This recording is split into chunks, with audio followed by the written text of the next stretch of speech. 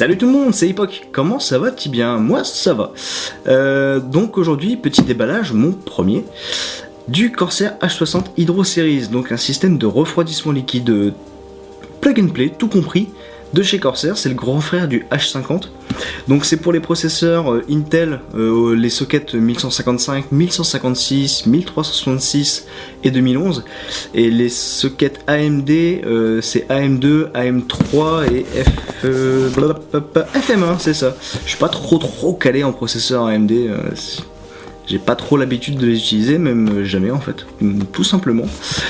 Donc voilà, donc le petit H60, donc c'est vraiment sympa parce qu'aujourd'hui on arrive pour le prix en fait d'un ventirail traditionnel à air à avoir un système de water cooling complet pour le processeur, et ça c'est quand même vraiment sympa. Ça permet en fait d'ouvrir la porte du water cooling, même si les gens vont pas forcément à la suite de ça partir sur des configurations complexes de water cooling. Ça permet de profiter des avantages du water cooling sans trop de prise de tête, donc c'est quand même plutôt sympa.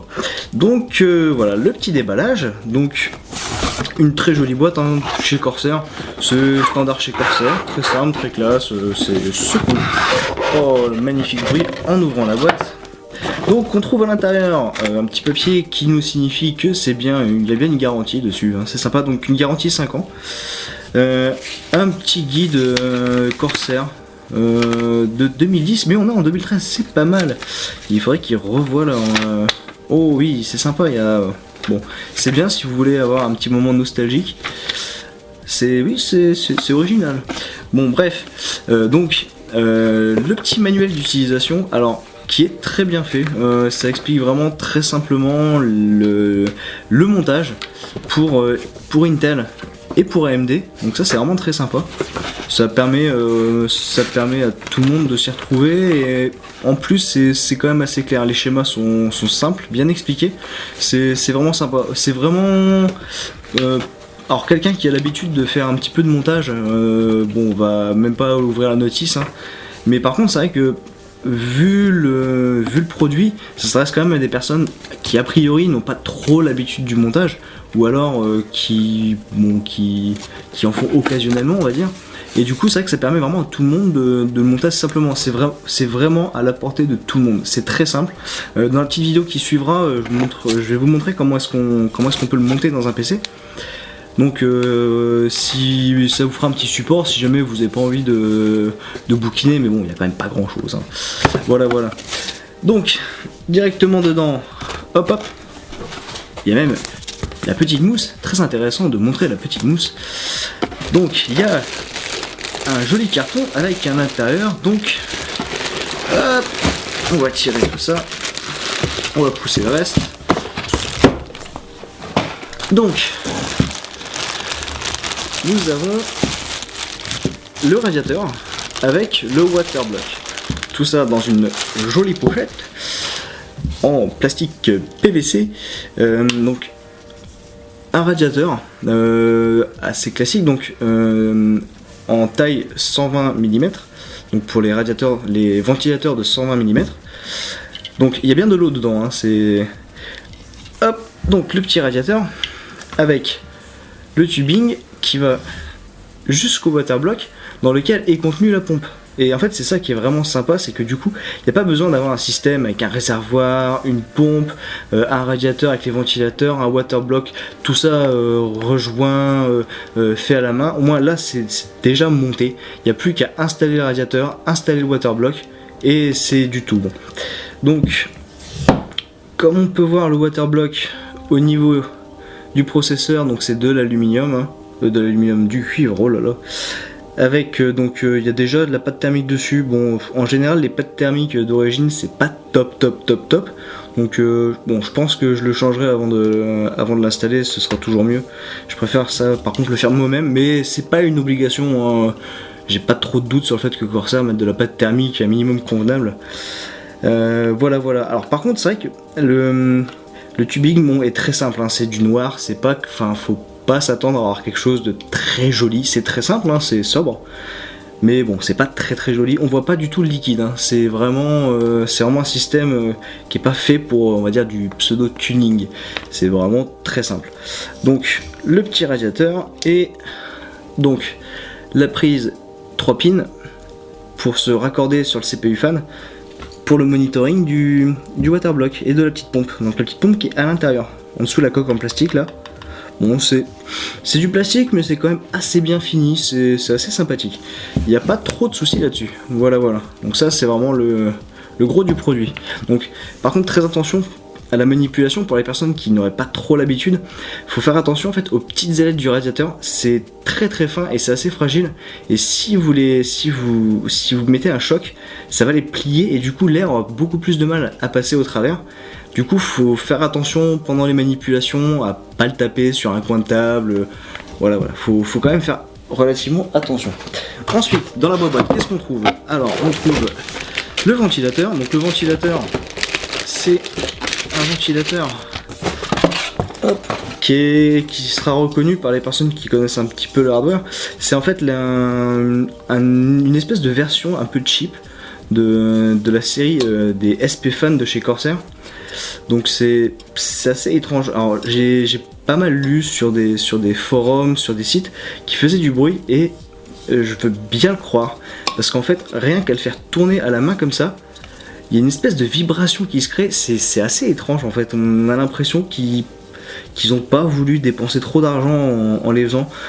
Ça se voit hein, de toute façon. Rien qu'en regardant, on voit que la finition n'est pas tout à fait la même. Je sais pas, c'est un petit peu étrange. C'est un drôle de choix. Bon, je pense que c'est aussi pour permettre aux gens de se dire bah tiens, si je changeais aussi le ventilateur dessus.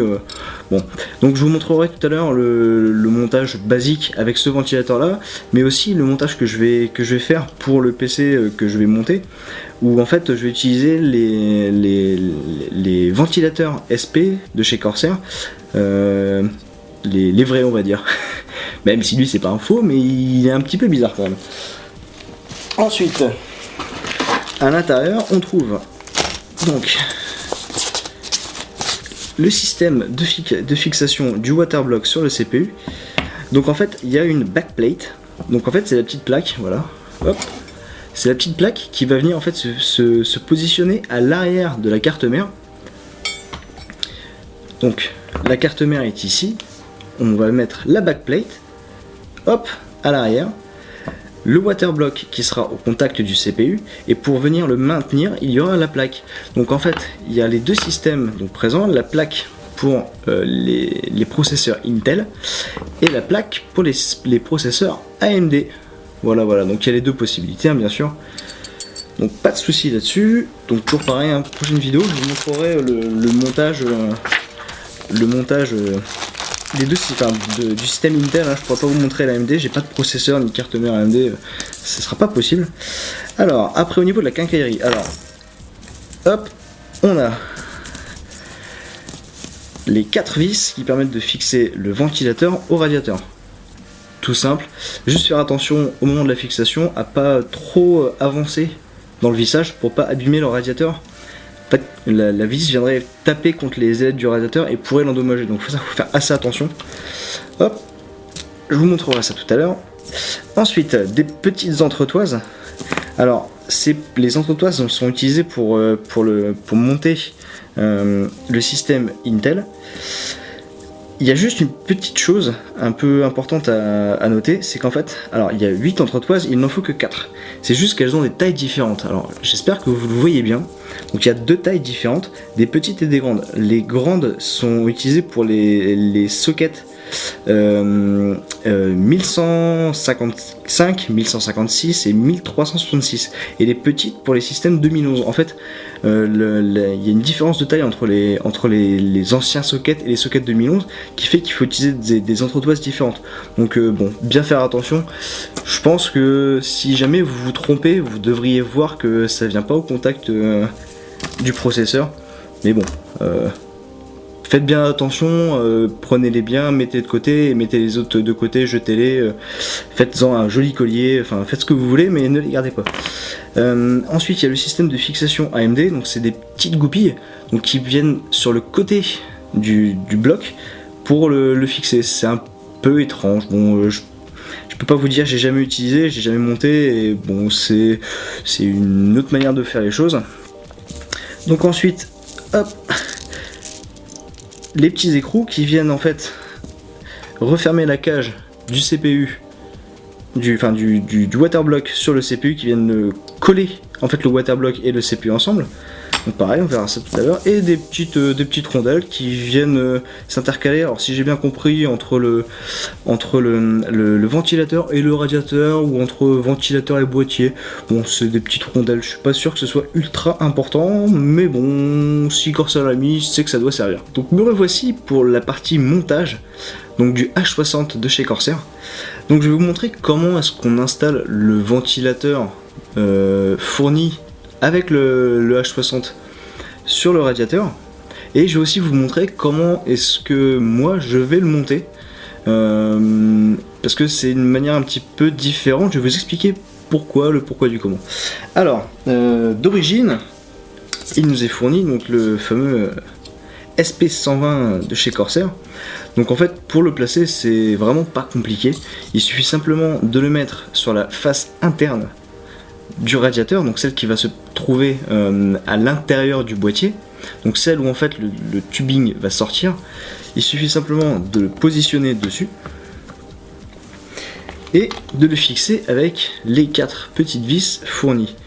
Alors le seul petit truc, bon, je trouve que c'est vraiment dommage, je comprends pas trop la logique de Corsair, mais il n'y a que 4 vis fournies. Du coup en fait, la seule possibilité que vous avez, c'est de placer le ventilateur vers la partie extérieure du radiateur, donc à l'arrière du radiateur, pour que les vis fixent le boîtier au ventilateur, au radiateur. Et en fait, il y a pas ils ne fournissent pas les 4 petites vis qui permettraient éventuellement de fixer le ventilateur sur le radiateur très simplement comme ça, de le mettre en place, et après par derrière de venir simplement fixer le radiateur au boîtier. C'est un petit peu étrange, je comprends vraiment pas trop la logique, mais bon, c'est pas grave. Du coup, quelqu'un qui achète le H60 tel quel et qui veut le monter tel quel, il faudra en fait mettre le ventilateur à l'arrière du radiateur, le mettre dans le boîtier et le fixer. Donc ça, je vous montrerai après dans le boîtier comment ça va se passer. Donc ça, c'est vraiment la configuration de base. Par rapport au sens du ventilateur, il y a souvent des gens qui savent pas trop le ventilateur. Alors déjà, pour connaître le sens, il y a souvent des petits marquages sur le côté. D'ailleurs, il n'y en a pas ici. C'est assez marrant parce qu'il y en a sur les SP120 de chez Corsair. Ce qui prouve vraiment que c'est pas du tout la même fabrication. C'est vraiment étrange. Bon, bref. Alors, il faut savoir qu'en fait, un ventilateur, c'est toujours fait à peu près de la même manière. Il y a toujours la partie, on va dire, de face où il y a souvent le petit stickers. Et en fait, c'est la partie, quand ça va être branché, qui va attraper l'air. Du coup, elle sera expulsée par la partie avec le système de fixation en fait. La petite croix de fixation qu'il y a à l'arrière. Donc c'est dans ce sens-là que ça marche. Alors, apparemment, Corsair conseillerait de faire rentrer l'air du boîtier dans le radiateur. Oui, je crois que c'est ça. Non, c'est même pas ça en fait, c'est même pire que ça.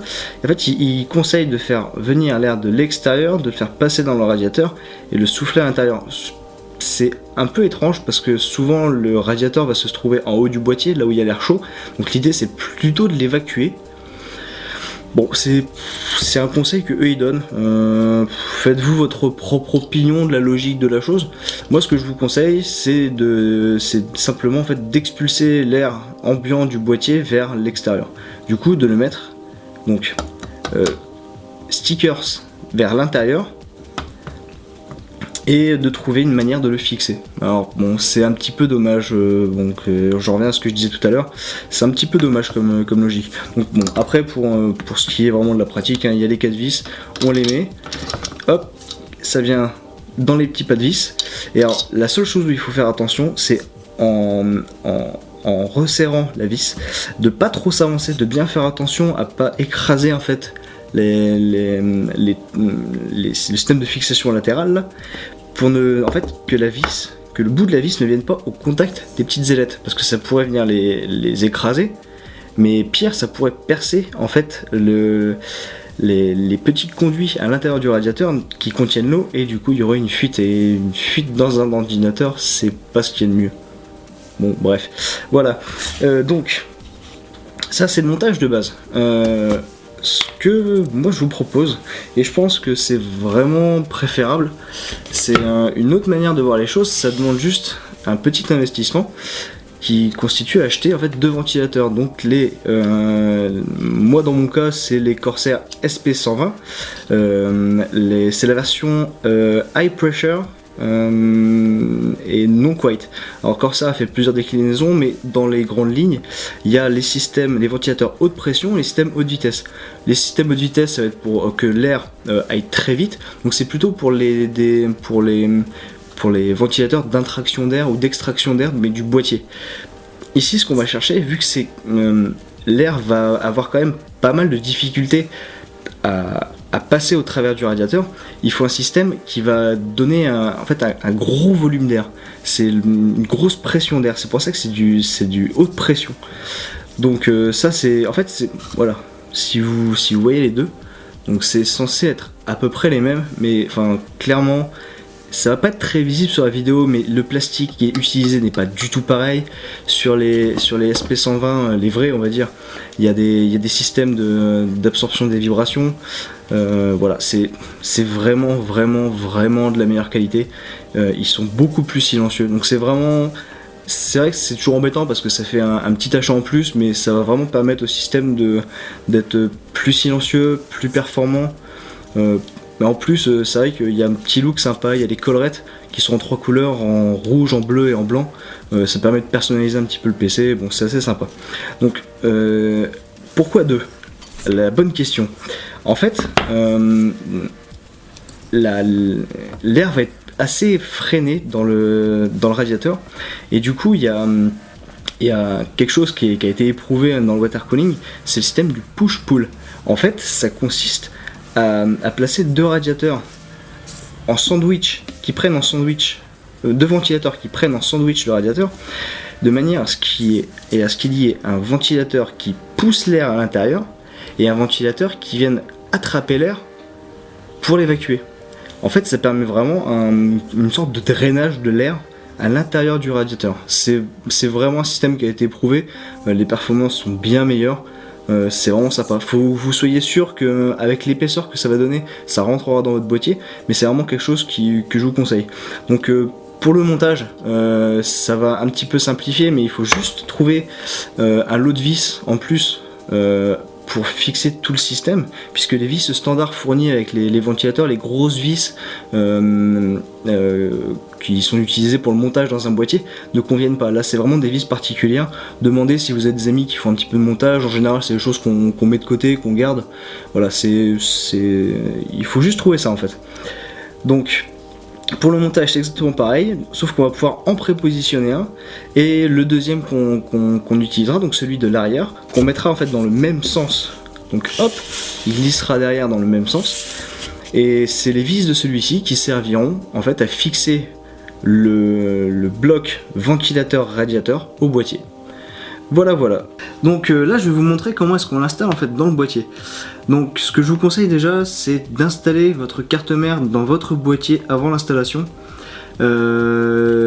Sinon ça va vraiment être compliqué pour l'installation avec le radiateur. Si vous n'avez pas de trappe à l'arrière de votre boîtier, il va falloir faire avec la carte mère volante, l'installer en ayant déjà installé le bloc dessus. Ça va être un peu plus compliqué, c'est faisable, hein, mais bon, ça va être compliqué. Donc, pour l'installation dans la même configuration que moi, il va simplement falloir, donc sur la backplate d'origine, falloir ôter les vis qui retirent, en fait, qui retiennent la backplate avec le système de refroidissement d'origine. Donc j'ai déjà enlevé à l'avant parce que bon, pour faire la vidéo je peux pas vous montrer les deux côtés en même temps, enfin je pourrais, mais bon on va simplifier les choses. Donc il faut simplement retirer en fait les vis du système d'origine, et donc devant le système d'origine, hein, tout le système de refroidissement, en laissant bien entendu le CPU dessus, sur la carte mère. Et on va prendre donc la backplate qui est fournie avec le Corsair, donc la petite pièce que je vous ai montré tout à l'heure. Donc il y a 4 ergots dessus qui vont en fait venir dans les trous des vis qu'on vient d'enlever. Donc si jamais ça rentre pas tout à fait, faut pas hésiter, on peut les bouger un petit peu sur les côtés. Alors j'essaie de bien vous faire voir. Hop, voilà, on peut les faire coulisser un petit peu, il y a une petite gouttière dans laquelle on peut les coulisser. Donc il faut essayer en fait de jouer un petit peu avec ces gouttières, avec ces trous pour bien les positionner à la place des vis. Voilà, les petits ergots dans les trous. Donc maintenant on va passer à l'avant du boîtier pour vous montrer où en fait il va falloir placer les petites entretoises que je vous ai montré tout à l'heure. Donc bien choisir les bonnes hein, tout à l'heure selon votre socket, si vous êtes en 2011 ou dans les générations précédentes 1366, 1155, 1156. Donc bien choisir vos entretoises. Et donc l'idée c'est de venir visser les entretoises dans les petits ergots. Hop, donc je vais vous montrer devant. Donc nous voilà à l'avant. Alors, comme on peut remarquer, donc j'ai déjà placé des entretoises pour tenir en fait la backplate. Mais donc en fait, on retrouve le dessin de l'espèce de X qui correspond en fait à ce qu'on a mis derrière. Et en fait, donc l'idée ici, ça va être de venir placer donc les entretoises dans les trous pour venir visser en fait la plaque arrière, hop, et le maintenir. Donc ça va faire un système, un bloc qui va tenir à l'arrière pour donner en fait un support pour venir fixer le waterblock, hop, avec le petit support de fixation. Donc il faut bien visser, être sûr que ça tienne bien. Bon, il n'y a pas trop de contraintes mécaniques normalement, mais bon, on sait jamais, mieux vaut prévoir. Hop, voilà. Donc les 4 entretoises sont fixées. On va maintenant placer le waterblock sur le CPU et venir mettre la plaque qui va venir bloquer le waterblock sur le CPU et venir la visser. Donc voilà, nouvelle vue. Donc on a placé les 4 entretoises qui vont servir à fixer le waterblock, mais avant de venir fixer le waterblock, on va déjà fixer le radiateur avec les ventilateurs sur en fait la grille arrière. Alors sur tous les PC il y a cette grille hein, qui est au niveau du CPU, c'est qu'en général en fait on repousse l'air, on fait rentrer l'air par ici. Donc c'est vraiment commun à tout le monde. Faut juste regarder avant le radiateur dans quel sens on peut le placer. Alors il y a des boîtiers plus ou moins grands, plus ou moins profonds, où on peut le placer un peu différemment avec le tubing qui part en haut, en bas, sur le côté. Il y a des critères esthétiques, mais il y a aussi des critères de faisabilité. Donc on va essayer vraiment de regarder comment est-ce qu'on peut le mettre avant de se lancer, ça sert à rien. Donc moi dans mon cas en fait, il va falloir que je vienne positionner le radiateur avec les tubes hop, vers le haut. Donc je vais venir poser tout ça là-dedans, c'est un petit peu compliqué. Hop. Et alors, comme je vous expliquais tout à l'heure, vu qu'il n'y a pas de petite vis, il faut le faire un petit peu d'un coup. Alors du coup c'est un petit peu compliqué, mais bon, on va s'en sortir. Donc on place le radiateur dans le même sens que celui qu'on a déjà placé. On va le mettre, hop, voilà, face au trou de montage. On récupère les petites vis. Hop. Voilà, donc on récupère notre visserie avec des petites rondelles. On va les mettre au niveau du ventilateur.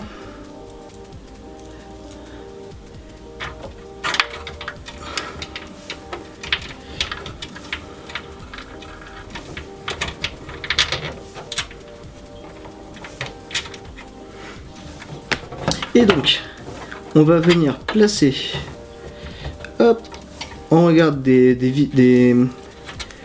pas de vis du radiateur et on va venir préparer le vissage. Donc on visse juste un tout petit peu, on visse pas tout d'un coup pour laisser un petit peu de jeu pour placer les 4.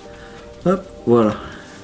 Donc comme vous voyez, ventilateur, radiateur, ventilateur, et on vient fixer tout le bloc par l'arrière avec les vis, avec les trous d'origine de fixation. Voilà, voilà. Donc on place les 4 vis. Hop. Qu'on serre juste pour que ça vienne en butée quand ça commence à devenir un peu difficile au doigt. Et hop, la dernière.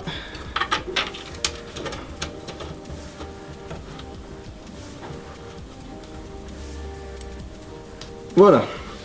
Donc, hop, j'ai mon bloc qui est prépositionné.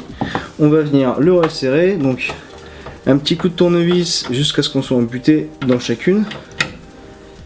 Voilà. Et une fois qu'on a fait ça, une fois qu'on est bien embuté avec les 4, ça c'est toujours pareil, hein, faut toujours appliquer ça sur tous les montages qu'on fait. Quand il y a plusieurs vis, on vient embuter et après on fait des petits quarts de tour, hop, petit à petit pour venir, en fait pour répartir la charge sur chaque vis. Hop, petit à petit on gagne, voilà. Une fois qu'on est bien embuté, on vient vérifier que le tout soit bien solide. Là ça tient, il n'y a pas de souci.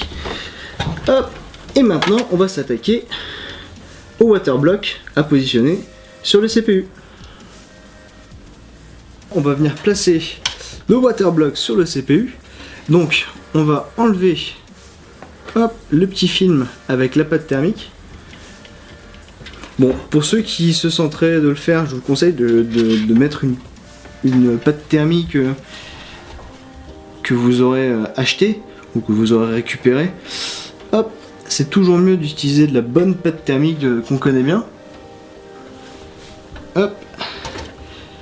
Et alors, on va venir placer donc la petite cache de contention sur le CPU. On essaie bien de pas hop, bloquer de câble ou...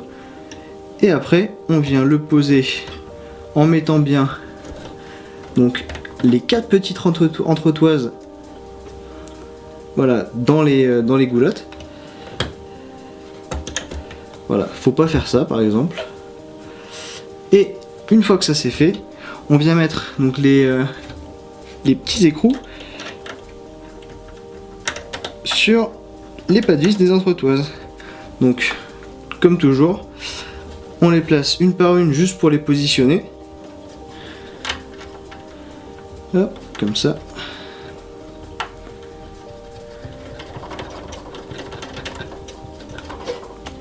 On place les 4 et on les resserre. Toujours pareil, en croix, petit à petit, quart de tour par quart de tour.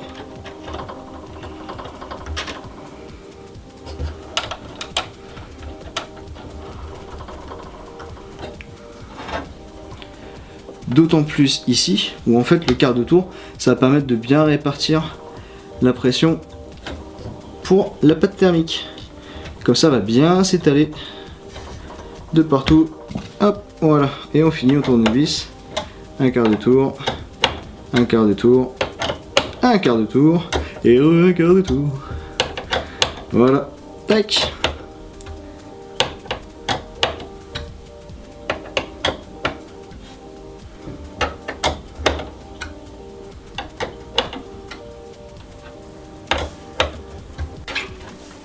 Voilà, une fois que tout le système a été vissé correctement, donc le waterblock au CPU, le radiateur, il n'y a plus que la connexion électrique à faire.